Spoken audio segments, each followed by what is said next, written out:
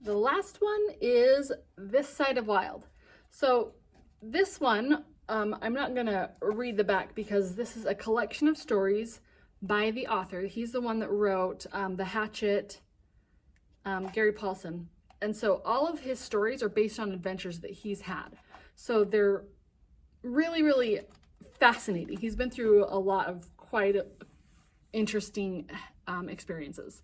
So actually, maybe I'll just read the back and call it good for this one. Gary Paulsen is an adventurer who has competed in 2 Iditarods, which are dog sled races, survived the Minnesota wilderness, and climbed the Bighorn Mountains. None of this would have been possible without his truest companions, his animals. Sled dogs rescued him in Alaska, a sickened poodle guarded his well-being, and a horse led him across a desert. Through his interactions with dogs, horses, birds, and more, Gary has been struck with the belief that animals know more than we may fathom.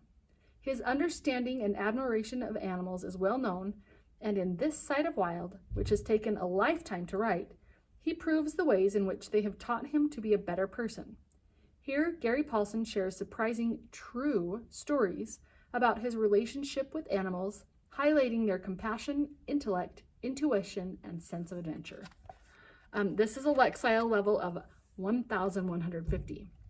So it has bigger words, basically, that are a little bit trickier, but he has some really, really interesting stories. Okay, I'm just gonna read a little bit of this one. Maybe I won't read that one. Well, here's what I'll do. So at the top of each chapter, there's a little, not even a summary, but a kind of a teaser. So chapter 1, it says, a confusion of horses, a border collie named Josh, a grizzly bear who liked holes, and a poodle with 3 teeth. And then another one says, Hollywood and the woman/dog who knew Hemingway, then 400 sheep and floating Louise and the coyote that made Louise hate me. And another one. And he's got a few pictures in there that make it a little bit more interesting, or visual, I guess. Another one is a very young soldier, a very old man, a minor bird named Betty, nuclear war, and Gretchen.